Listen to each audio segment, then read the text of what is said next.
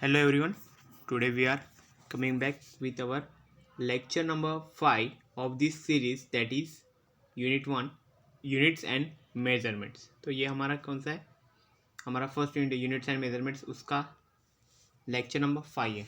तो हमने last lecture में क्या डिस्कस किया था? एरर्स. ओके, उसके कुछ टाइप्स भी डिस्कस किए थे. ओके, अभी इस बार का हमारा टॉपिक क्या है? Estimation of error. ओके, तो एस्टिमेशन मतलब क्या रहता है कि एरर किस तरह से हम लोग फाइंड कर सकते हैं. ओके, उसमें किस टाइप के हम फार्मूलाज यूज़ कर सकते हैं, मेथड यूज़ करके हम एक्चुअल एरर फाइंड कर सकते हैं. हमारे मेजरमेंट में जो एरर आएगा, जो पार्ट है जो हमें नहीं चाहिए ऐसा पार्ट, ओके, उसको एरर बोला जाता है. तो वो एरर को कैसे एस्टिमेट कर सकते हैं, ओके, वो एक्चुअल में हमें आज के लेक्चर में देखना है. Okay, so we will proceed to this thing. So first slide है इसका introduction, that is estimation of error. यहाँ से मैं स्टार्ट कर रहा हूँ. तो फर्स्ट देखो क्या है, यहाँ पे लिखा है कंसिडर एन रीडिंग्स. ओके, मतलब हम लोग अगर कोई एक्सपेरिमेंट कर रहे, कोई भी एक्सपेरिमेंट कंसिडर कर लो, लैब में जो आप हम एक्सपेरिमेंट परफॉर्म करते हैं तो हम लोग बहुत सारे रीडिंग्स लेते हैं. ओके, अलग अलग एक्सपेरिमेंट ले रहे, बहुत सारे रीडिंग्स लेते हैं. उसके 1 2 3 4 ऐसे नंबर ऑफ रीडिंग्स हम लोग कंसिडर करते हैं. पहला, then second, then third, fourth, fifth, ऐसा मतलब हर अगर हम लोग टाइम इंटरवल कंसिडर करें तो हर एक मिनट के बाद उसका रीडिंग क्या आता है, क्या आता है, क्या आता है, ऐसे हम लोग देखते रहते फिर नोट डाउन करते थे. फर्स्ट यहाँ पे आ गया, सेकंड यहाँ पे, थर्ड यहाँ पे, फोर्थ यहाँ पे, ऐसे ऐसे बहुत सारे रीडिंग आएगी. ओके, तो यहाँ पे क्या कंसिडर किया इन्होंने? N number of reading consider किए. ओके, एन मतलब कितना भी नंबर हो सकता है वो. ओके, वो मेंशन नहीं किया लेकिन एन लिखा हुआ है, मतलब बहुत सारे मिनट्स. ओके, देन अगर ऐसे कंसिडर करें तो हमें जो मेजरमेंट रीडिंग जो मिलेगी, अगर एन हम मेजर रीडिंग्स अगर लेना चाहते तो उसके बाद जो हमें मेजरमेंट्स मिलेंगे वो कैसे रहेंगे, उसको रिप्रेजेंट किया है ऐसे: A1, A2, A3, और इसका लिमिट कितना रहेगा? एन तक रहेगा, AN. ओके, क्योंकि हमने कितना रीडिंग्स भी एन नंबर ऑफ रीडिंग्स लिए ना. अगर एन नंबर ऑफ रीडिंग्स लेते हैं तो जो हमारी रेंज रहेगी वो भी उतनी रहेगी, A1, A2, A3 up to AN, ऐसे रहेगा. ओके, तो ये चीज़ रहेगी. अभी क्या है, हमारी रीडिंग्स तो हमने AN तक ले लिए. अभी क्या करना पड़ेगा हमें? नेक्स्ट देखो सिंग, यहाँ पे क्या लिखा है? Then the mean value is given by. अगर हमें मीन फाइंड करना है, मीन एक्चुअल में क्या रहता है? एक तरह का एवरेज रहता है. ओके, हम किसी भी चीज़ की एवरेज फाइंड कर सकते हैं. हमारे देखा होगा हमारे मार्क्स रहते हैं, मार्क्स डिस्ट्रीब्यूशन रहते हैं, तो उसका एवरेज कैसे हम लोग फाइंड करते हैं. ओके, तो हमें अगर मीन वैल्यू अगर फाइंड करनी है तो मीन वैल्यू का एक पर्टिकुलर फॉर्मूला है. ओके, वो फॉर्मूला पहले समझ लो. देखो क्या रहता है. तो मीन वैल्यू का फॉर्मूला देखो क्या है. ए मीन, यहाँ से इसको रिप्रेजेंट किया है ए मीन से, is equal to A1 plus A2 plus dot dot dot. ये जो डॉट लिखा हुआ है ना, इसका मतलब क्या रहता है कि यहाँ से वो कंटिन्यू हो रहा है. मतलब इसके आगे A3 भी रहेगा, A4 भी रहेगा, लेकिन सब मेंशन करने की जरूरत नहीं है. डायरेक्ट उसके बाद हम प्लस लिख के लास्ट टर्म मेंशन करें. तो लास्ट टर्म क्या होनी चाहिए हमारी? हमने n नंबर ऑफ रीडिंग्स लिए, तो हमारा लास्ट टर्म क्या होगी? AN रहेगी. ओके, AN हमारी लास्ट टर्म रहेगी इस तरह से. ओके, और डिवाइड में क्या है उसका? देखो डिवाइड में, उसको डिवाइड किस चीज़ से करना है हमें? एन से डिवाइड किया है. एन से मतलब क्या हुआ? टोटल नंबर ऑफ रीडिंग्स कितने हमारे, उससे उसको डिवाइड करेंगे. तो एन नंबर ऑफ रीडिंग्स हमने लिए है, तो इसलिए एन से डिवाइड हमने किया हुआ है यहाँ पे. ओके, तो ये एक्चुअल में फॉर्मूला है हमारा. किस चीज़ का फॉर्मूला है? मीन वैल्यू का फॉर्मूला है. इसलिए फॉर्मूला को मैं यहाँ पे ब्रैकेट करके रख देता हूँ. ठीक है ना, ये बहुत इंपॉर्टेंट है मीन का फॉर्मूला. देन हम अगर आगे भी हम लोग कुछ एब्सोल्यूट मीन ऐसे एरर वगैरह ऐसे लिखेंगे ना, तो मीन मतलब कभी भी समझ जाने का कि वो जो भी चीज़ लिखी है ना उसके मीन, ये क्या मीन वैल्यू है. मतलब हमारे जो वैल्यूज़ है वो सबके समेशन करनी है, then total number of values से उसको डिवाइड करना है. इसको बोला जाता है मीन एक्चुअल में. ओके, तो ऐसे हर किसी भी चीज़ का अगर मीन बोला जाए ना, अरिथमेटिक मीन, तो फिर उसका मतलब यही रहेगा कि उसकी एडिशन करो और फिर उसके कितने टोटल है उससे डिवाइड करो, तो वो मिल जाता है मीन. ओके, तो ये एक्चुअल में मीन का जनरल फॉर्मूला है. ओके, तो ये मेन याद रखो कि मीन एक्चुअल में क्या रहता है. मीन एक तरह का एवरेज रहता है. एवरेज मतलब वही चीज़ कि सबकी पहले समेशन करो जितने भी आपके पास रीडिंग्स है. ओके, अगर आपके पास 5 बॉयज़ अगर हम लोग कंसिडर करते हैं, अगर हम लोग कंसिडर करो 5 बॉयज़ है यहाँ पे. ओके, ये 5 अगर बॉयज़ हमने कंसिडर किए, देखो यहाँ पे मैं कंसिडर करता हूँ, यहाँ पे एक है और ये यहाँ पे. ओके, ये 5 है. पाँचों के पाँचों है, पाँचों के परसेंटेज अलग अलग आए। ओके, इसका परसेंटेज अलग है, इसका अलग है, इसका अलग है, इसका अलग है, इसका अलग है। ओके, और इसका हमें मीन फाइंड करना है इन पाँचों के परसेंटेज का। तो क्या करेंगे, सबके जितने भी परसेंटेज है हर एक का एडिशन कर देंगे। ओके, सबका एडिशन कर लेंगे एंड डिवाइड बाय में कितना लिखना पड़ेगा, अभी टोटल नंबर ऑफ रीडिंग्स बोला था ना, तो टोटल देखो कितने बॉयज़ है, 5 बॉयज़ है, तो डिवाइड में 5 लिखेंगे तो वो बन जाएगा इसका मीन वैल्यू। डिवाइड में 5 लिख दिया तो ये एक्चुअल में क्या बन गया, इसका मीन। तो AM से हम लोग शो करते हैं इसको मीन को। ओके, तो ये एक्चुअल में इसका मीन बन गया, ये चीज़ हो रही है यहाँ पे। ओके, इसको निकाल देता हूँ, ठीक है ना, मतलब ये अभी समझ गया, एग्जाम्पल तो समझ गया, तो फिर निकालने में कुछ प्रॉब्लम नहीं। देन नेक्स्ट क्या है, देखो अभी ये हो गया हमारा मीन का हो गया। अभी नेक्स्ट क्या है, एब्सोल्यूट एरर। देखो यहाँ पे डेफिनेशन दिया हुआ है। ओके, तो एब्सोल्यूट एरर एक्चुअल में क्या है, देखो the magnitude of difference between mean value and each measured value is called absolute error. Each measured value की बोला, ईच का मतलब क्या है, हर एक वैल्यू के लिए, मतलब हर एक वैल्यू के लिए हम एब्सोल्यूट एरर फाइंड कर सकते हैं। ओके, हर एक वैल्यू के लिए अलग भी रहेगा। इसमें क्या बताया, देखो ये एक्चुअल में डिफरेंस है, किसका किसका डिफरेंस है, मीन वैल्यू का और मेजर्ड वैल्यू का। तो मेजर्ड वैल्यू मतलब क्या है, ये सब जो वैल्यूज है ना, A1 A2 A3 जब जितने रीडिंग्स आए ना, ये सब मेजरमेंट है। ओके, और ये मेजरमेंट को ही मेजर्ड वैल्यू बोला जाता है। ओके,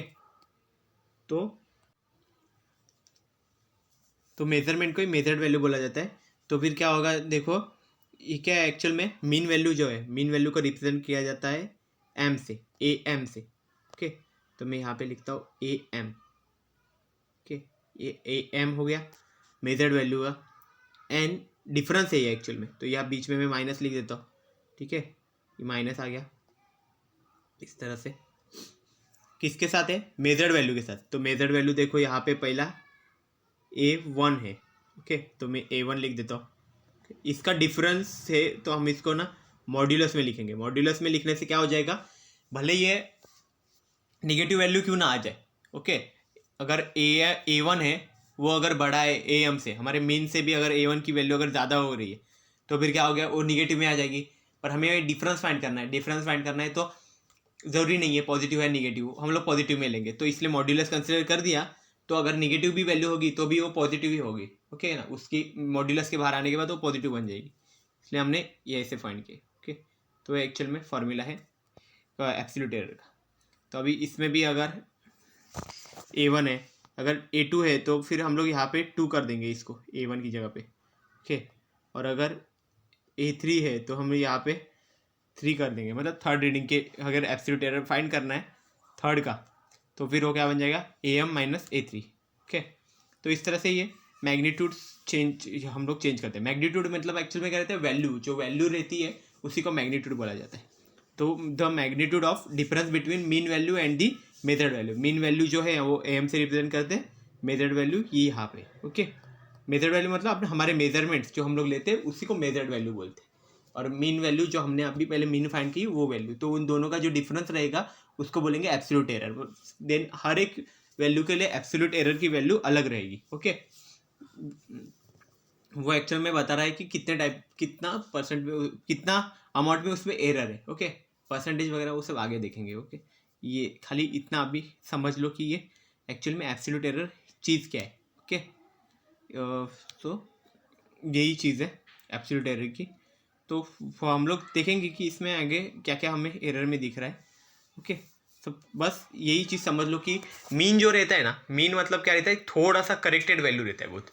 ओके, और जो हमारी मेजर्ड वैल्यू ना उसमें तो एरर है ही, लेकिन मीन और एरर दोनों के बीच में जो डिफरेंस बचेगा ना उसको बोला जाता है absolute error. Okay, absolute error बोला जाता है उसमें। सो अभी आगे देखते हैं कि एब्सोल्यूट एरर कैसे रिप्रेजेंट किया जाता है। तो देखो absolute error is given bye, तो ये रिप्रेजेंट कैसे किया जाता है, देखो डेल्टा से। ये जो सिंबल है ना इसको बोला जाता है डेल्टा, डेल्टा या फिर डेल बोलते हैं, तो मोस्टली डेल्टा बोलते हैं। तो डेल्टा लिखेंगे, फर्स्ट के लिए है इसलिए उन्होंने यहाँ पे A1 लिखा हुआ है, देन फिर यहाँ पे then AM and then A1। Okay, और ये यहाँ पे मॉड्यूलस किया गया। ओके, तो मॉड्यूलस ऐसे करके रखो दोनों साइड। तो इससे क्या हो जाएगा मॉड्यूलस से फ़ायदा कि ये मॉड्यूलस लिखने से ये क्या होगा, पॉजिटिव में वैल्यू आएगी। अगर डिफरेंस हमें फाइंड करना है ना, इसका हमें कुछ मल्टीप्लिकेशन, इसका कुछ एडिशन सब्ट्रैक्शन नहीं करना है, हमें करना ही तो सब्ट्रैक्शन ही है, बट डिफरेंस फाइंड करना है। ओके, दोनों में से डिफरेंस क्या करना है। ओके, कोई भी बड़ा हो सकता है, एम मीन वैल्यू भी बड़ी हो सकती है, या फिर वो दूसरी वैल्यू जो मेजर्ड वैल्यू है वो भी बड़ी हो सकती है, बट हमें तो खाली डिफरेंस चाहिए दोनों का। ओके, तो ये चीज़ है। देन A2 के लिए भी फाइंड करेंगे तो ये ऐसे बनेगा। ओके, A2 का ऐसा रहेगा AM माइनस A2। ओके, इस तरह से सेम A3 के लिए भी ऐसा ही बनेगा, delta A3 equal to AM minus A3। Then delta AN, nth value जो बनेगी उसमें क्या बनेगा, delta AN equal to AM minus AN। Okay, ये चीज़ एक्चुअल में होगी। सो ये एब्सोल्यूट एरर को रिप्रेजेंट किया गया। देन अभी क्या करेंगे, हम लोग फाइंड करेंगे मीन एब्सोल्यूट एरर। अभी जो क्वांटिटी हमारी आ रही है वो है मीन एब्सोल्यूट एरर। तो मीन का तो मैंने बताया, अगर किसी भी चीज़ का मीन फाइंड करना है, मीन फाइंड करना मतलब वो जो वैल्यू है, वो कुछ भी वैल्यू रहेगी उस वैल्यू का समेशन करना है एंड उसको डिवाइड करना है, उसके टोटल कितने हमारे पास रीडिंग है उससे डिवाइड करना है। तो मीन एब्सोल्यूट एरर बताया। तो अभी एब्सोल्यूट एरर हमें पहले सब क्वांटिटीज़ के फाइंड करने पड़ेंगे। ओके, देन उस सारे एब्सोल्यूट एरर्स को एडिशन करना पड़ेगा एंड देन उसको डिवाइड करना पड़ेगा। टोटल जितने भी एब्सोल्यूट एरर के हमने रीडिंग्स लिए हैं वो सब रीडिंग से डिवाइड करना पड़ेगा। ओके, तो यहाँ पे हम लोग n नंबर ऑफ रीडिंग्स हमने कंसिडर किए हुए, इसलिए हम लोग देखो एब्सोल्यूट एरर पहले delta AN plus delta A1 A2 plus dot dot plus delta AN तक है, up to delta AN। Okay, लिखा है, और डिवाइड बाय n करेंगे क्योंकि n नंबर ऑफ रीडिंग्स है ना, इसलिए हम लोग डिवाइड बाय n ही लिखेंगे। ओके, तो एक्चुअली क्या हो गया, फॉर्मूला मीन एब्सोल्यूट एरर का ये फॉर्मूला बन गया यहाँ पे।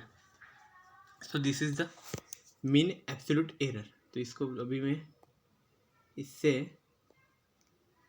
इसको कवर करके रख देता हूँ। ओके, बहुत इंपॉर्टेंट फॉर्मूला, ये भी आगे जाके यूज़ होता है, मीन एब्सोल्यूट एरर। ओके, तो ये क्या बताएगा आपने, मीन एब्सोल्यूट एरर, एक्चुअल में हमारे जितना भी एब्सोल्यूट एरर आए हैं उन सबका मीन यहाँ पे लिया गया। ओके, अरिथमेटिक मीन लिया गया, उसी को हम लोग बोलते हैं कि मीन एब्सोल्यूट एरर। ओके, तो ये बहुत स्पेशल क्वांटिटी है मीन एब्सोल्यूट एरर, क्योंकि जितने भी हमारे एब्सोल्यूट एरर की क्वांटिटीज है सबका समेशन करके उसको डिवाइड करना, मतलब एक तरह का एवरेज फाइंड करना, एब्सोल्यूट एरर में से भी एवरेज फाइंड करना। ओके, जो एब्सोल्यूट एरर है वो खुद में ही पहले से एक ऐसी क्वांटिटी है, ओके, जो मीन से ही बनी हुई। ओके, एंड देन हम अगेन उसका मीन बना रहे। ओके, ये चीज़, so mean absolute error. Then next जो है वो क्या है, नेक्स्ट एक डेफिनेशन लिखिएगा, रिलेटिव एरर। तो ये हमें रिलेशन बताएगी मीन एब्सोल्यूट एरर की और मीन, उसका जो मीन बनेगा वो। ओके, उसका रिलेशन बता रही, मतलब देखो क्या है, the ratio of mean absolute error in the measurement of a physical quantity to its mean value is called relative error. Okay, तो मीन एब्सोल्यूट एरर है उसका, और जो मीन हमने जो फाइंड किए थे स्टार्टिंग में, जितने भी इसके लिए मीन रीडिंग्स के लिए हम जो मीन फाइंड करते हैं वो दोनों का अगर हम लोग रेशियो लेते हैं। ओके, रेशियो मतलब क्या रहता है, एक क्वांटिटी ऊपर एक क्वांटिटी नीचे रहेगी। ओके, तो क्या रहता है इसमें, क्या बताया, देखो मीन एब्सोल्यूट एरर जो था हमारा वो, एंड डिवाइड में क्या था, तो ये मीन एब्सोल्यूट एरर हो गया अभी जो हमारा ये वो। ओके, एंड डिवाइड में क्या आएगा, अगेन हमारा मीन वैल्यू है। ओके, स्टार्टिंग में जो देखा था वो, तो ये सब क्या हो जाएगा, इसको क्या बोला जाता है, रिलेटिव एरर। ओके, तो रिलेटिव एरर का ये एक्चुअल में डेफिनेशन है कि the ratio of mean absolute error in the measurement of a physical quantity to its mean value is called relative error. इसे ही बोला जाता है relative error. Okay, so relative error का फॉर्मूला क्या है, it is equal to, which is equal to mean absolute error divide by mean value. Okay, मतलब mean absolute error को अगर हम हमारी मीन से, मीन वैल्यू जो फर्स्ट स्टार्टिंग में हमने फाइंड की थी, ओके, उस वैल्यू से अगर हम लोग डिवाइड करते तो हमको क्या मिलेगा, रिलेटिव एरर। तो हमें वहाँ पे रिलेटिव एरर की वैल्यू मिलेगी। ओके, और ये हर एक क्वांटिटी के लिए भी अलग हो सकती है। ओके, मीन एब्सोल्यूट एरर की जो वैल्यू बनेगी वो देखो, ये पूरा हमने कंबाइन किया हुआ है, तो ये एक वैल्यू बनेगी और मीन वैल्यू भी एक बनेगी। तो हर एक क्वांटिटी के अलग नहीं बनेगी, कोई एक ही वैल्यू रहेगी रिलेटिव एरर की। ओके, क्योंकि मीन वैल्यूज है, दोनों भी मीन का ही वैल्यूज है। ओके, एक मीन वैल्यू है और दूसरी mean absolute error. Okay, then इसको सिंबॉलिकली अगर दिखाना चाहे तो कैसे बनेगा, delta A mean divide by delta A N. Okay, ये सिंबॉलिकली यहाँ पे शो किया गया। ओके, देन अभी नेक्स्ट जाते, देखो यहाँ पे मैंने मॉन्स्टर जैसा बनाया गया। ये भी कुछ एरर, कुछ साइड्स पे आप देखा होगा कि एरर जब आता है तभी इस तरह के मॉन्स्टर का पिक्चर बना रहता है वहाँ पे, इसलिए एनकरेज किया है, इंक्लूड किया है इसलिए इसको। देखो क्या है, the relative error expressed in percentage is called percentage error. जो रिलेटिव एरर का फॉर्मूला देखा था हमने, जो था ना mean absolute error divide by mean value. Okay, तो वो जो फॉर्मूला था उसको अगर हम लोग परसेंटेज के फॉर्म में अगर रिप्रेजेंट करते तो उसको बोला जाता है परसेंटेज एरर। मतलब जो रिलेटिव एरर को ही हम परसेंटेज एरर बोल सकते हैं अगर उसको परसेंटेज के फॉर्म में रिप्रेजेंट करते हैं तो। ओके, तो ये एक्चुअल में डेफिनेशन है, the relative error expressed in percentage is called a percentage error. Okay, then next क्या है, परसेंटेज एरर और रिलेटिव एरर इन दोनों का रिलेशन है। तो क्या है, percentage error equal to relative error into 100। Okay, 100 से मल्टीप्लाई करो रिलेटिव एरर को तो बन जाता है परसेंटेज एरर। अभी नेक्स्ट ये है, रिलेटिव एरर का फॉर्मूला हमें लिखना है। तो रिलेटिव एरर का फॉर्मूला देखो यहाँ पे नीचे है, वो क्या है, mean absolute error divide by mean value into 100। कि ये फॉर्मूला हो गया। उसको सिंबॉलिकली अगर हम लोग दिखाना चाहिए तो क्या लिखेंगे, delta A mean. Okay, mean absolute error का divide by delta A N, मतलब वो भी मीन है, मीन वैल्यू है, इंटू क्या बनेगा 100 से दिखाया गया। तो ये क्या हो गया, इंटू 100 किया तो क्या हो गया, परसेंटेज बन गया, क्योंकि परसेंटेज कितना 100% रहते टोटल। ओके, तो इसलिए हम लोग इंटू 100 करेंगे तो वो क्या बनेगा, परसेंटेज के फॉर्म में बन जाएगा। तो इसलिए इसको बोला जाता है परसेंटेज एरर। ओके, इसको क्या बोलते हैं हम लोग, परसेंटेज एरर। तो ये इसको देखो यहाँ पे सिंबॉलिकली ऐसे दिखाया जाता है हम लोग, देखो ये परसेंटेज और ये हम लोग बोलेंगे एरर।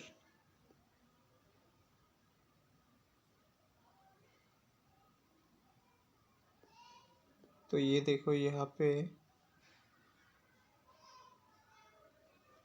परसेंटेज एरर हो गया।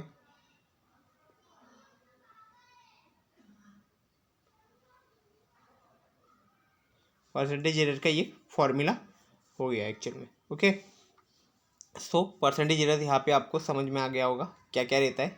ओके, परसेंटेज एरर एक्चुअल में क्या है, रिलेटिव एरर और परसेंटेज एरर का रिलेशन है कि दोनों के बीच में। अगर हम लोग रिलेटिव एरर को अगर परसेंटेज के फॉर्म में अगर रिप्रेजेंट करते तो उससे बोला जाता है परसेंटेज एरर। इसलिए परसेंटेज एरर और रिलेटिव एरर इन दोनों का आपस में एक रिलेशन है। Okay, that is relative error का ये फॉर्मूला मेन बहुत इंपॉर्टेंट है, that is mean absolute error और divide by mean value. Okay, ये बहुत इंपॉर्टेंट है। देन उसको सिर्फ 100 से मल्टीप्लाई करना है तो आपको एरर का वैल्यू मिल जाएगा। ओके, देखो यहाँ पे ये जो है मॉन्स्टर जैसा दिखाया गया है, ये एक्चुअल में एरर को रिप्रेजेंट करता है। तो ये एक्चुअल में क्यों ऐसा इतना डेंजरस दिखाया गया है, क्योंकि एरर ऐसी चीज़ है कि जो सिस्टम को ख़राब कर सकती है। ओके, ठीक से वर्किंग करने नहीं देती, तो इसलिए उसको अनवांटेड पार्ट इसलिए बोला जाता है, क्योंकि वो किसी को चाहिए ही नहीं है, बट वो अपने आप आ जाती है, इसलिए उसको बोला जाता है अनवांटेड पार्ट। और जो हम मिनिमाइज़ करना बहुत इंपॉर्टेंट है, मतलब पूरी तरह से एलिमिनेट करना बहुत डिफ़िकल्ट है, बट उसको मिनिमाइज़ किया जाता है कुछ मेथड्स यूज़ करके। वही सब मेथड्स हमने देखी है, मीन वगैरह ये सब है ना, एक्चुअल में जब कैलकुलेशन करने जाते हैं ना तभी जो एरर्स आते हैं उस एरर में से वो एरर्स को मिनिमाइज़ करने का काम वो सब इस मेथड से होते हैं। ये सब मेथड्स हम लोग यूज़ करके एरर को एक्चुअल में निकाल सकते हैं। ओके, तो ये सब चीज़ें हैं हमारी, हमने अभी तक परसेंटेज एरर से देखा है। तो अभी नेक्स्ट देखते हैं, ये सारे के सारे जो हमने फॉर्मूलाज देखे, ये जो डेफिनेशंस देखे, ये डेफिनेशंस को एक बार रिवाइज कर लेते हैं कि डेफिनेशंस क्या क्या थी। तो देखो यहाँ पे डेफिनेशंस एक एक वन बाय वन देखेंगे। तो फर्स्ट डेफिनेशन जो को हमने देखा था, कल के लेक्चर में भी देखा था, वो क्या थी, एरर की डेफिनेशन। तो एरर की डेफिनेशन क्या थी, the difference between the true value and measured value is known as error in the measurement. मतलब मेजरमेंट हम लोग कर रहे हैं तो उसमें दो तरह के वैल्यूज निकलेंगी। एक तो उसकी एक्चुअल वैल्यू रहेगी, मतलब जो उसके एक्चुअल क्वांटिटीज़ के बेसिस पे एक स्टैंडर्ड वैल्यू हमने पहले फाइंड की होगी वो, और जो अभी हम लोग ना एक्सपेरिमेंट कर रहे, हम लोग प्रैक्टिकल कर रहे, तो उसमें जो हमें मिलेगी वो वैल्यू, इन दोनों के बीच का जो डिफरेंस रहेगा ना, उसी को बोला जाता है एरर। ओके, एरर उसी को बोला जाता है। देन अभी एरर हो गया। सेकेंड क्या है, एब्सोल्यूट एरर। तो एब्सोल्यूट एरर क्या रहता है, वो भी हमने देखा था, the magnitude of difference between the mean value and the measured value. तो मतलब हमने पहले मीन फाइंड किया, देन मीन वैल्यू और जो मेजर्ड, पहले मेजर्ड वैल्यू हमें मिले, उस मेजर्ड वैल्यू से हमने मीन फाइंड कर लिया उसका, देन मीन वैल्यू और हर एक मेजर्ड वैल्यू, तो उसके हिसाब से हर एक वैल्यूज़ के लिए हमें एब्सोल्यूट एरर की वैल्यू मिलेगी। ओके, ये इसको बोलते हैं एब्सोल्यूट एरर। एब्सोल्यूट एरर के बाद नेक्स्ट क्या आ जाता है, मीन एब्सोल्यूट एरर और एवरेज एब्सोल्यूट एरर।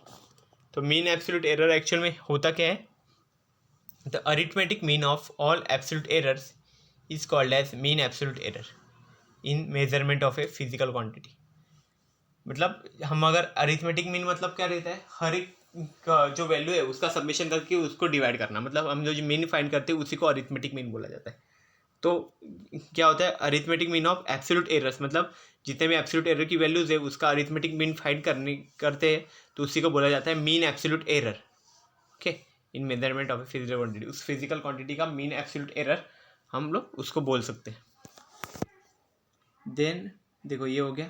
नेक्स्ट क्या है, रिलेटिव एरर। तो रिलेटिव एरर एक्चुअल में चीज़ क्या है, the ratio of mean absolute error in a measurement of a physical quantity to mean value is called relative error. मतलब relative error का ratio है, ये एक्चुअल में एक रेशियो है जिसमें ऊपर की क्वांटिटी जो रहेगी वो न्यूमरेटर की क्वांटिटी वो है मीन एब्सोल्यूट एरर, और जो डिनोमिनेटर में जो क्वांटिटी रहेगी उसको बोला जाता है मीन वैल्यू। मतलब जो मीन हम लोग फाइंड करते हैं वही रीडिंग्स अगर हमें मिले, रीडिंग्स में से पहले मीन फाइंड करेंगे, तो मीन से हम लोग एब्सोल्यूट एरर पे फाइंड करेंगे, एब्सोल्यूट एरर से मीन एब्सोल्यूट एरर आएगा, मीन एब्सोल्यूट एरर से देन रिलेटिव एरर आएगा। ओके, बट उस यहाँ पे रिलेटिव एरर फाइंड करने के लिए हमें मीन एब्सोल्यूट एरर रहेगा, और स्टार्टिंग में जो मीन फाइंड किया होगा वो दोनों को डिवाइड करेंगे तो हमें मिल जाएगा रिलेटिव एरर। देन नेक्स्ट है परसेंटेज एरर। तो परसेंटेज एरर एक्चुअल में है क्या, the relative error is expressed in percentage called the percentage error. तो परसेंटेज एरर किसे बोलेंगे, अगर रिलेटिव एरर को हम लोग परसेंटेज के फॉर्म में एक्सप्रेस करते हैं तो हम लोग उसको बोल सकते हैं relative error. Percentage error is equal to relative error into 100। Relative error क्या रहता है, mean absolute error divide by mean value into 100। Okay, ये एक्चुअल में रहेगा परसेंटेज एरर, इसी को बोला जाता है परसेंटेज एरर, जो एक्चुअल में क्या रहता है, मीन एब्सोल्यूट एरर है और मीन वैल्यू, इनका हम डिवाइड करेंगे, मतलब रेशियो रहेगा इन लोग, इसको परसेंटेज एरर बोले। तो ये सब डेफिनेशन हमने अभी तक तो स्टडी कर ली थी, ये सब फॉर्मूले, इसलिए एक बार रिवाइज कर लिए सब के सब। अभी हम लोग आगे देखते हैं, कुछ क्वेश्चंस देखेंगे, क्वेश्चन बैंक के क्वेश्चंस। ओके, लास्ट टाइम भी कुछ क्वेश्चन देखे थे लेकिन कुछ बाकी भी रह गए थे, तो वो क्वेश्चंस भी यहाँ पे कवर करेंगे, और इसमें से कुछ बाकी रहेंगे वो बाद में आगे के लेक्चर्स में हम लोग कंटिन्यू करते जाएंगे धीरे धीरे। ओके, क्वेश्चंस से एक्चुअल में हमें आइडिया मिलती जाती है कि किस तरह के क्वेश्चंस पूछे जा सकते हैं एग्जाम में। ओके, उसके पहले हम लोग देखते हैं कुछ फॉर्मूलेज है, वो ये इंपॉर्टेंट है कि एरर के इस तरह के फॉर्मूलेज कैसे यूज़ करने। तो ये जो कुछ फॉर्मूले वो क्या है, देखो, परसेंटेज एरर इन एक्स। अगर एक्स ऐसे क्वांटिटी दे दी है हमें, कोई भी फिजिकल क्वांटिटी, मतलब उसको एक्स कंसिडर करो, तो उसका परसेंटेज एरर अगर फाइंड करना है तो हम लोग कैसे फाइंड करेंगे, तो पहला उसका क्या रहेगा, डेल्टा टी फाइंड करो, डेल्टा एक्स फाइंड करो। डेल्टा एक्स मतलब क्या रहता है, उसका mean absolute error divide bye उसका क्या रहेगा, यहाँ पे मीन फाइंड करेंगे। ओके, एक्स जो है वो एक्चुअल में उसका मीन है, इंटू 100 लिखेंगे। ओके, तो ये जो वैल्यू है ना, वो वैल्यू यहाँ पे लिखो, और उसका ये जो डेल्टा मतलब उसका जो मीन रहेगा ना वो इधर लिखो। ओके, तो ये हमें क्या मिल जाएगा, delta x upon x into 100। Okay, ये जब हम लोग प्रॉब्लम सॉल्व करेंगे तब पता चल जाएगा कि एक्चुअल में ये कैसे प्रॉब्लम में यूज़ करना है इसको। Then percentage error in X, तो एक्स नहीं है एक्चुअल में, ये है एक्स पावर एन है। ओके, ये जो क्वांटिटी है ना वो यहाँ पे x दिया होगा है, वो बाय मिस्टेक हुआ है, एक्चुअल में x पावर n है। तो n को कैसे लिखेंगे हम लोग, n into delta x upon x. मतलब क्या, पावर में कुछ भी अगर क्वांटिटी है, मतलब अगर यहाँ पे a स्क्वेयर है तो वो क्या बन जाएगा, 2 इंटू डेल्टा ए अपॉन ए, ऐसा रहेगा, डेल्टा ए अपॉन ए, इस तरह से रहेगा, खैर ए स्क्वेयर रहेगा तो ओके। देन नेक्स्ट इंटू 100 हमें करना ही पड़ेगा क्योंकि वो परसेंटेज है, परसेंटेज एरर है।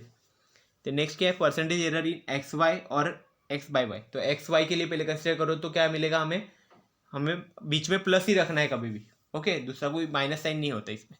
तो क्या लिखेंगे, delta x upon x, x के लिए डेल्टा एक्स अपॉन एक्स लिखेंगे, ओके, और इंटू 100 करेंगे, प्लस प्लस लिखेंगे, देन वाई के लिए लिखेंगे, वो है delta y upon y into 100। तो ये दोनों को कॉमन ले लेंगे तो क्या बनेगा, delta x upon x plus delta y upon y, okay, into 100। तो ये एक्चुअल में क्या बन गया, इसका फॉर्मूला बन गया। और अभी क्या है, और एक है क्वांटिटी, वो क्या है, एक्स डिवाइड बाई वाई। तो एक्स डिवाइड बाई वाई है, उसको हम लोग कैसे लिख सकते हैं कि डेल्टा एक्स अपॉन एक्स है plus delta y upon y, okay, उसको फिर मल्टीप्लाई करके 100 से मल्टीप्लाई कर सकते हैं, ओके। तो हमें क्या मिल जाएगा, परसेंटेज एरर यहाँ पे मिल जाएगा, okay. So this is all about the formulas, okay, percentage error formulas of this unit. तो अभी हमने परसेंटेज एरर के फॉर्मूलाज भी देख लिए। तो अभी नेक्स्ट क्या करते हैं, क्वेश्चन बैंक पे जाते हैं हमारे। तो देखो यहाँ पे आ गया ये क्वेश्चन बैंक, ओके। तो ये 5th लेक्चर का क्वेश्चन बैंक है। तो इसमें देखो क्या है, ये जो 3 क्वेश्चन है पहले के, ये सारे के सारे लास्ट लेक्चर पे डिपेंड करते हैं। तो लास्ट लेक्चर जिसने देखा होगा वो ये क्वेश्चन को इजीली सॉल्व कर पाएगा, मीन्स इजीली बता पाएगा इसका आंसर। तो देखो क्या है, तो अगर आप खुद से ट्राई करना चाहते हो तो वीडियो पॉज करके एक बार ट्राई कर लो। तो देखो क्या है, the errors due to sudden change in experimental conditions are called. तो हमने लास्ट टाइम देखो 3 टाइप के एरर्स देखे थे, ओके, 3 टाइप्स के एरर्स थे। तो फर्स्ट एरर जो था उसको इंस्ट्रूमेंटल एरर बोलते। तो जो एक्चुअल में किसकी वजह से होता था, जो इंस्ट्रूमेंट की वजह से होता है, फॉल्टी इंस्ट्रूमेंट अगर यूज़ कर रहे हैं तो उससे होता था।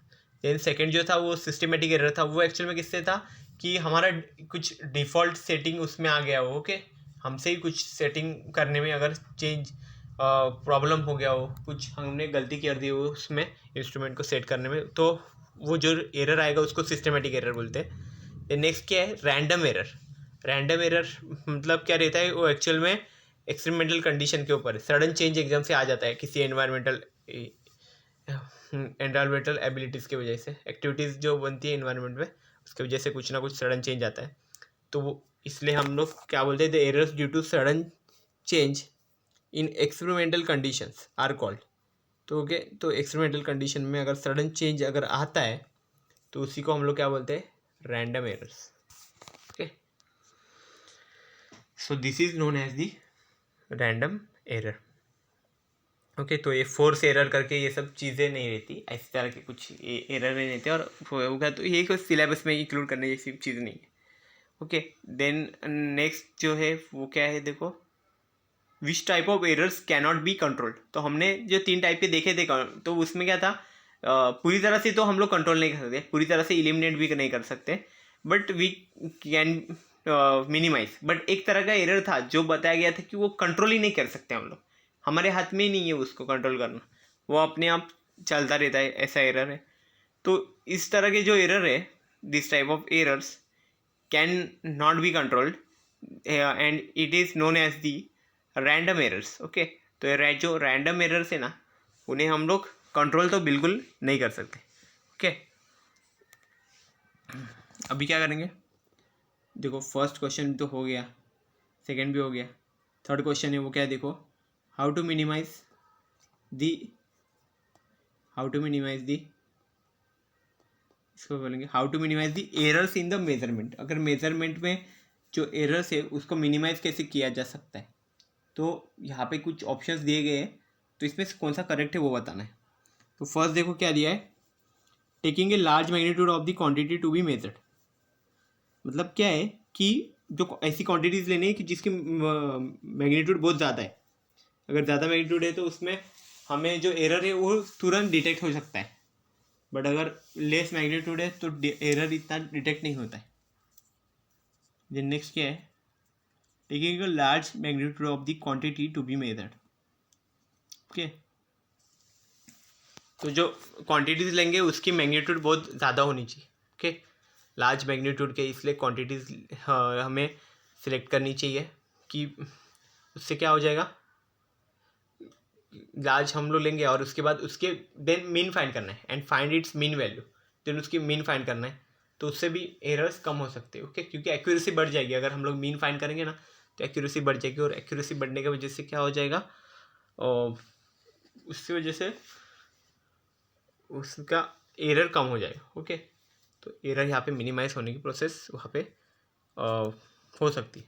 ओके, तो ये सेकंड ऑप्शन है, ये भी करेक्ट है, फर्स्ट भी करेक्ट ही था, सेकंड भी करेक्ट ही है, तो ये दोनों में ऑप्शन करेक्ट है। देन थर्ड देखते हैं, वो क्या है, using an instrument whose least count is small. तो अभी देखो एक थर्ड ऑप्शन उन्हें क्या होता है कि जो ऐसा इंस्ट्रूमेंट यूज़ करो कि जिसका लेस्ट काउंट बहुत कम है। तो हमने लेस्ट काउंट हमने देखा था, लेस्ट काउंट मतलब क्या था, पहला उसका फॉर्मूला हमने देखा था कि smallest division on the main scale divide by में क्या था, total number of division on the vernier scale, या फिर जो जो दूसरा ऑक्सिलरी स्केल रहता है ना वो। ओके, तो वर्नियर कैलिबर का तो हमने फाइंड भी किया था। ओके, उसमें दिया था, तो उसमें क्या था कि जो 0.01 सेंटीमीटर का हमारा वर्नियर कैलिपर का था लेस काउंट था।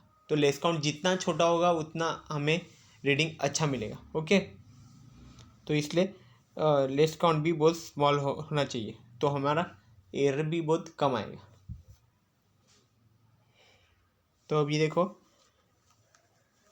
तो ये तीनों के तीनों भी सही है। अगर तीनों सही है तो हमें फोर्थ ऑप्शन पे जाना चाहिए। फोर्थ ऑप्शन क्या है, ऑल ऑफ दी अबव।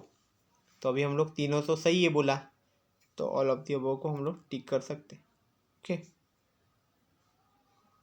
तो ये देखो इसका जो रैंडम एरर था। Okay, so this is all about the today's question bank. अभी नेक्स्ट कुछ क्वेश्चन और देखते हैं।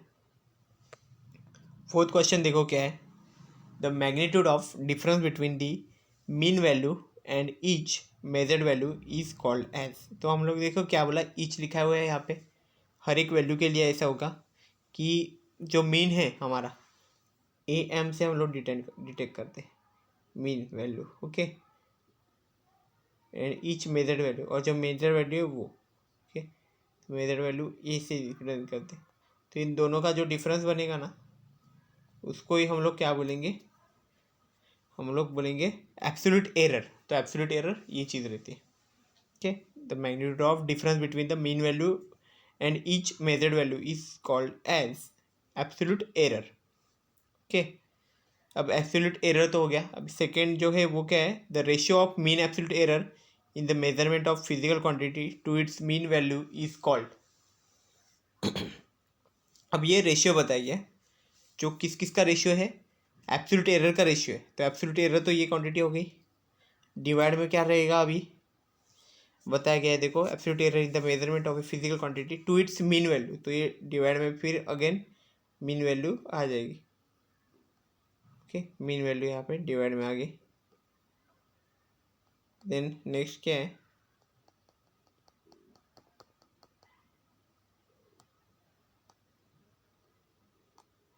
देखो ये क्वेश्चन बैंक है हमारा ना, ये चालू है हमारा।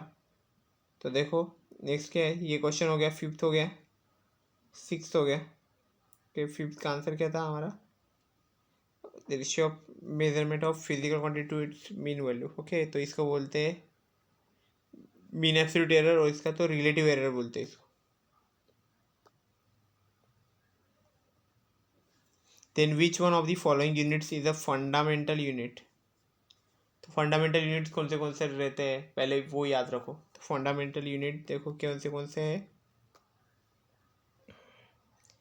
तो फंडामेंटल यूनिट देखो यहाँ पे है, पहला जो है वो है लेंथ, जो एल से रिप्रेजेंट किया जाता है।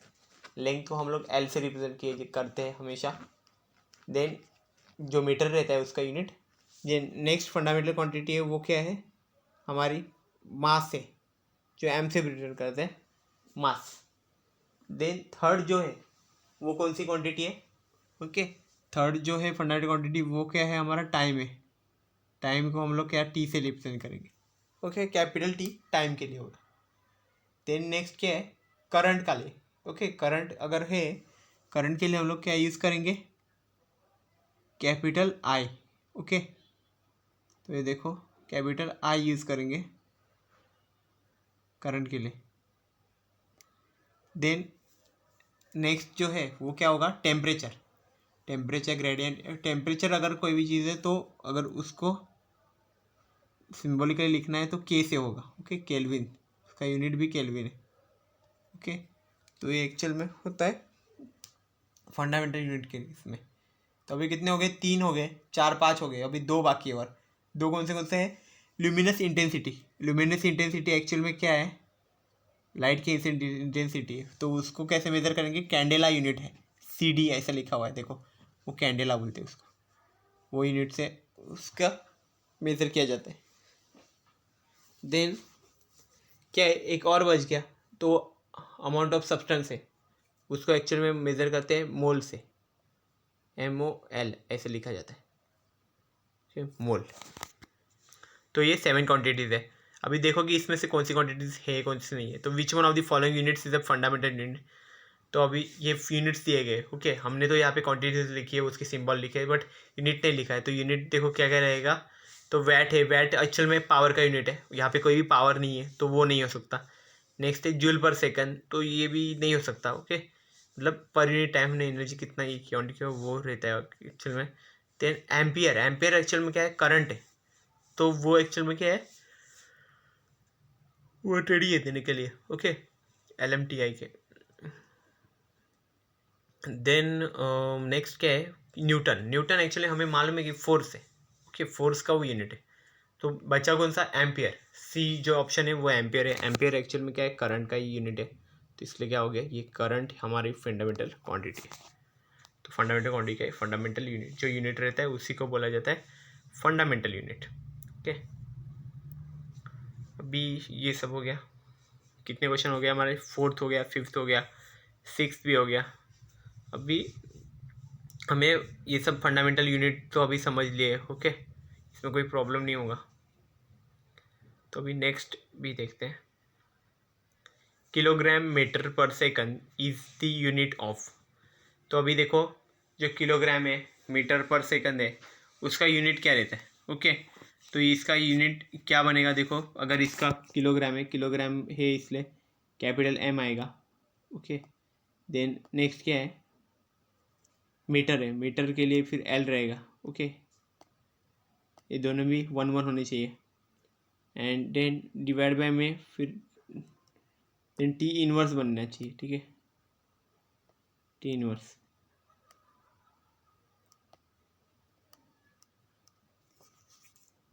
तो ये एक्चुअल में है।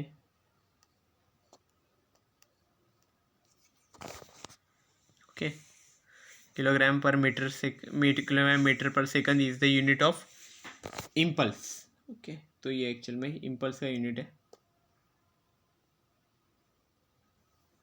देन नेक्स्ट देखो क्या है? Candela. Candela is the unit of. तो जो कैंडेला जो फाइंड किया है, देखो ये जो यूनिट है ये एक्चुअल में किसी फंडामेंटल क्वांटिटी का यूनिट है। हमने अभी जो फंडामेंटल क्वांटिटीज देखे थे उसमें हमने इस यूनिट को मेंशन भी किया हुआ है। ओके, CD करके। तो वो एक्चुअल में किस चीज़ का यूनिट होना चाहिए? ल्यूमिनस इंटेंसिटी का यूनिट है वो एक्चुअल में। ओके, तो ये इसको बोलते हैं कैंडेला। कैंडेला जो यूनिट है वो एक्चुअल में किसका यूनिट है? ल्यूमिनस इंटेंसिटी का। ओके, तो इसलिए मैं इसको यहाँ पे मेंशन कर देता हूँ। ओके, तो ये कैसे बनेगा? ऐसे।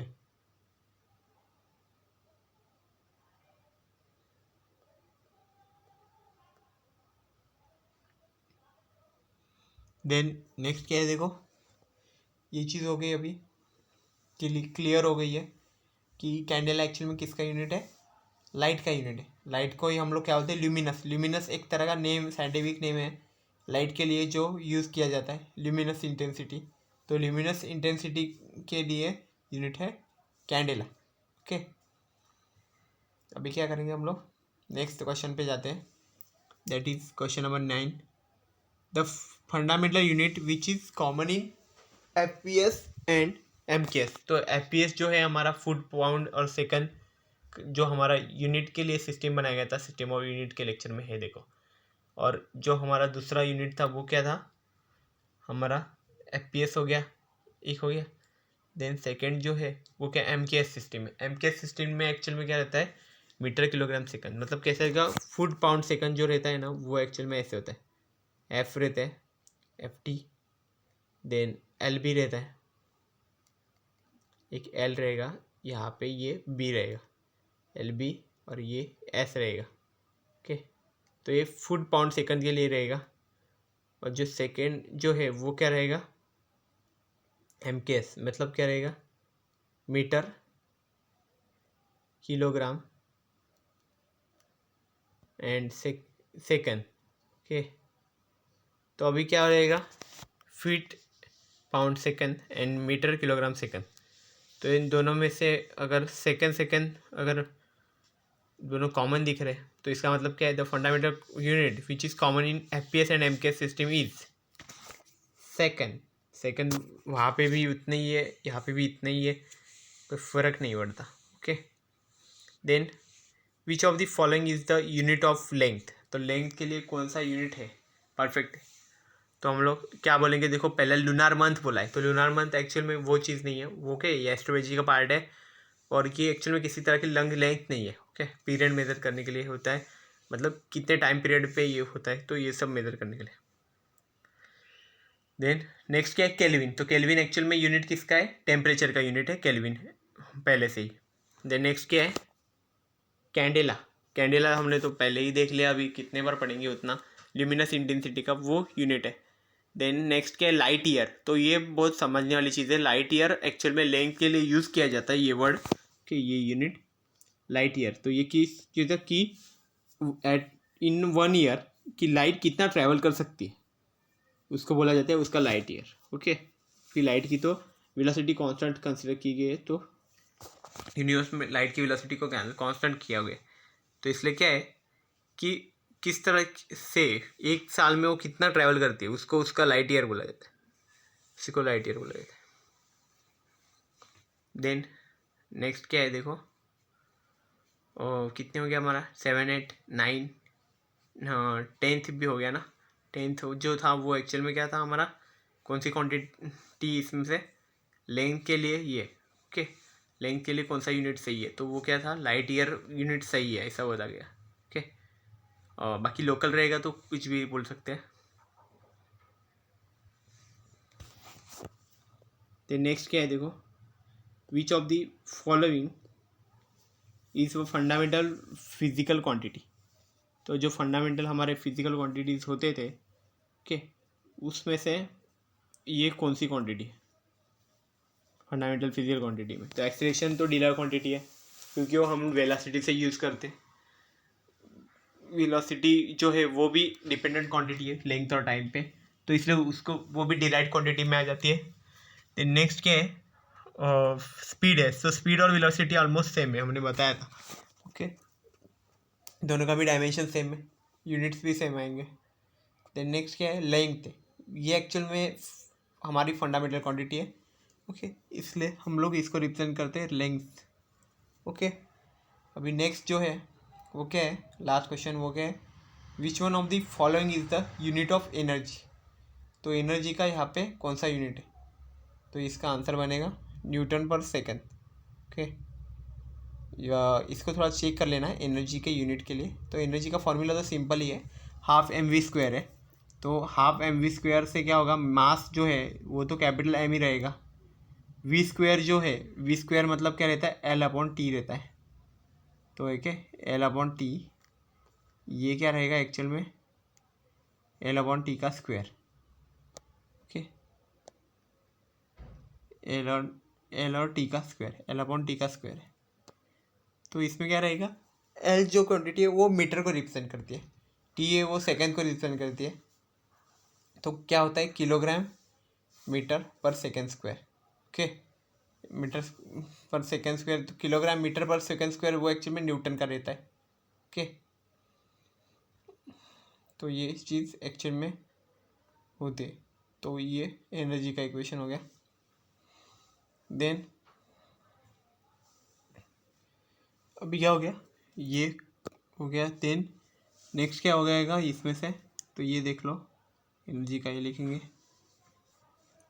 देन नेक्स्ट देखो क्या है, तो ये हमारे सारे क्वेश्चन बैंक यहाँ पे हमने कंप्लीट कर दिया है। नेक्स्ट लेक्चर में और देखेंगे और कुछ प्रॉब्लम्स भी सॉल्व करेंगे। अभी हमने तो सिर्फ फॉर्मूले कलेक्ट कर लिए, तो ये सब फॉर्मूलाज यूज़ करके जो प्रॉब्लम सॉल्व होंगे ना, तभी पता चलेगा एक्चुअल में कि एरर चीज़ क्या होती है। Okay, so this is all about the today's lecture. If you have any doubt, you can ask me. Thank you very much.